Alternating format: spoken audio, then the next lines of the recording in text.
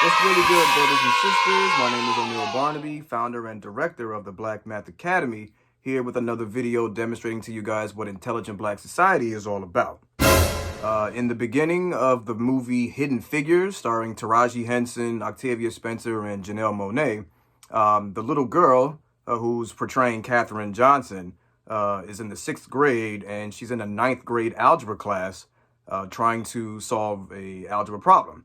Her teacher calls her up to the board to solve it, and to everyone's shock and amazement, she's able to solve this problem and explain it to the class with precision and intelligence.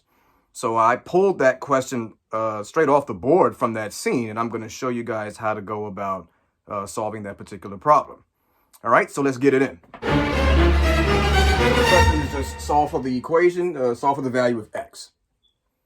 So we have these two polynomials here, and they're multiplying each other, and the product is supposed to be 0. So there's a rule in algebra. It's called the zero product rule, and it states that when you have two or more things multiplying each other, and you know the product has to be 0, it states that one of these things, these terms or these expressions, has to be 0 for that statement to be true. Which just makes sense because everybody knows that 0 times anything is 0. So that's exactly what we're going to do.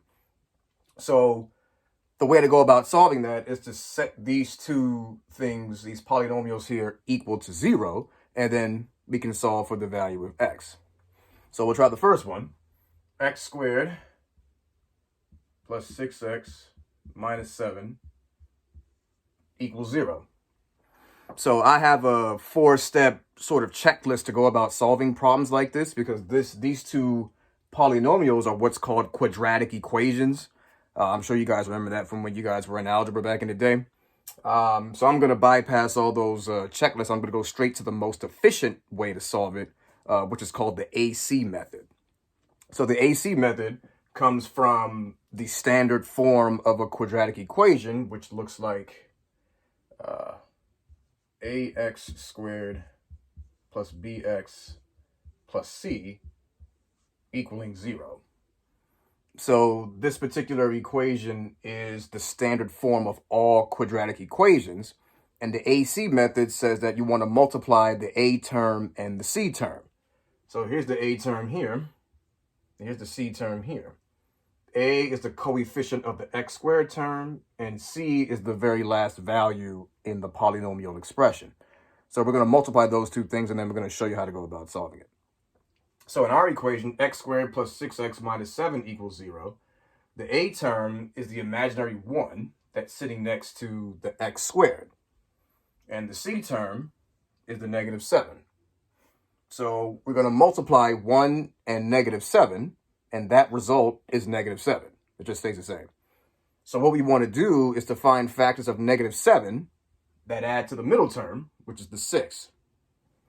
So since 7 is a prime number, it only has 2 factors anyway, 7 and 1.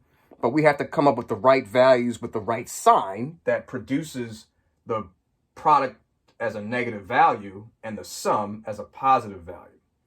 So the 2 factors we're going to use is 7 and 1, but 7 is going to be positive and 1 is going to be negative, because 7 times negative 1 is negative 7, and 7 plus negative 1 is 6.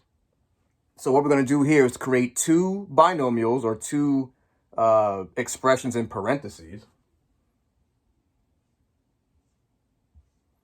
like that. And the first 2 terms in both of those expressions is going to be x. The reason being is because when it comes to FOIL, which is an aspect of quadratic equations, the first 2 terms in those binomials has to give you the first term in the expression to begin with. So x times x is x squared. So that's already a given. That's nothing you have to worry about. That should be pretty standard. Now, the 2 factors that we use to get the product and the sum are exactly, those values are going to be put in the 2 binomials next to the values of x. So we said positive 7, so plus 7 would go in 1, and negative 1 was the other one, so minus 1 would go there, and this product is still equal to 0. And again, the zero product rule applies once more because we got two things multiplying that equals 0. So one of them's got to be 0 to be able to solve it. So we set them both equal to 0 and just solve like we normally do any other algebra problem. So x plus 7 equals 0. X minus 1 equals 0 as well. Now, algebra dictates to do the opposite operation to move things around and to get the variable by itself. So since we're adding 7, we want to subtract 7 from both sides. And x would equal -7. For the other expression, you would add 1 to both sides, which would make x 1. So far we've got two solutions to this problem. We have x can be -7.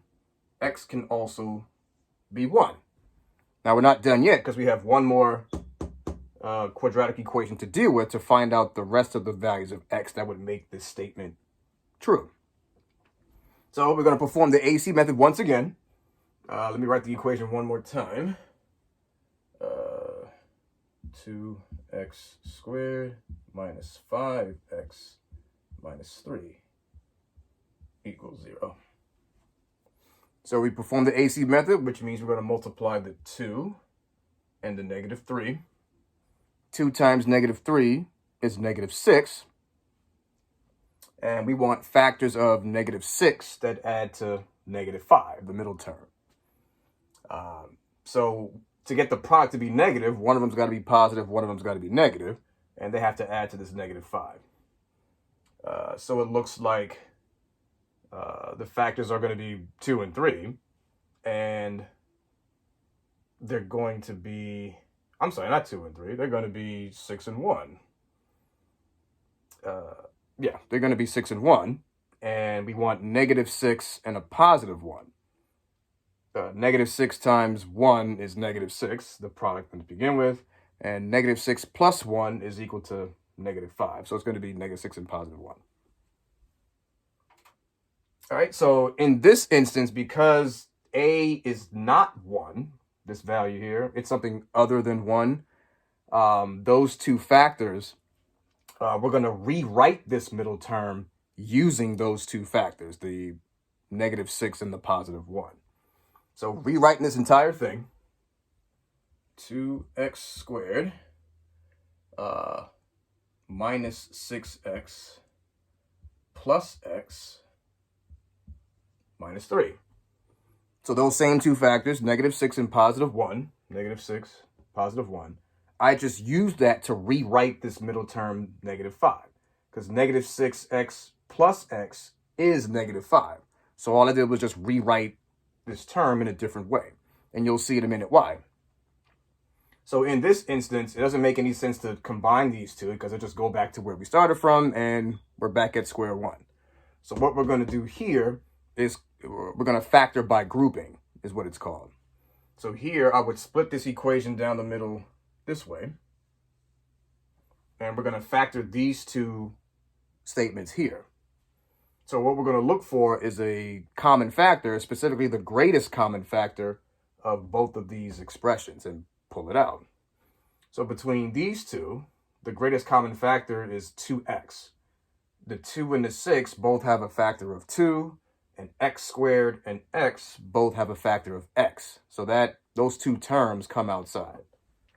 So 2x is outside.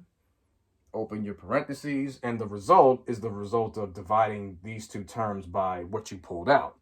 So 2x squared divided by 2x is x, and -6x divided by 2x is -3.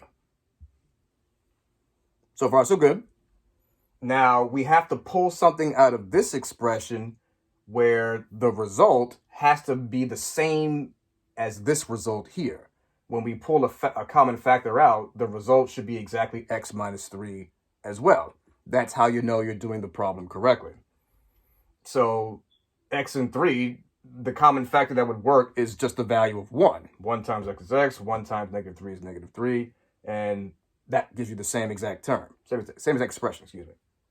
So we're going to pull a 1 out, So plus 1. And the result is x minus 3. Nothing has changed for pulling the value of 1 outside of that expression. Now, the two factors you pulled out, the 2x and the positive 1, are going to be its own binomial, like we did over here. So 2x plus 1, that's one binomial. And the value inside the parentheses is going to be its own parentheses as well. X minus 3. So 2x plus 1 and x minus 3 are going to be the two factors that solve this thing. Now, keep in mind, I didn't write it just yet, but everything is still equal to 0. It should have came down every single time. So again, we have two terms and binomials multiplying each other that equals 0 once again. So we have to apply the zero product rule once again. I'll do that up here. 2x plus 1 equals 0, and x minus 3 equals 0. So here you would subtract 1 from both sides, and you get 2x equals negative 1. And here you would divide both sides by 2 to get the value of x by itself, which makes x negative 1/2. That's for that one. And for this one, we simply add 3 to both sides. X equals 3.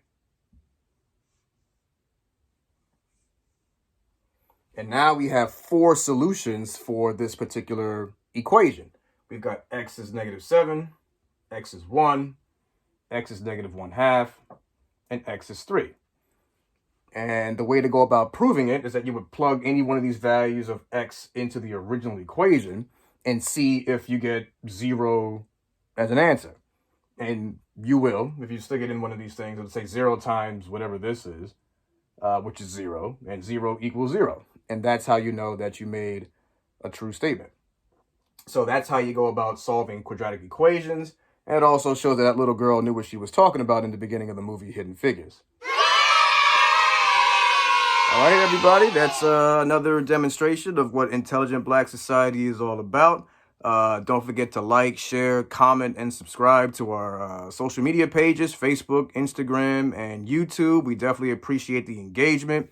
And always remember that repetition is the mother of learning, the architect of action, which makes it the father of learning. Repetition is the mother of learning, the father of action, which makes it the architect of accomplishment. Easy, yo.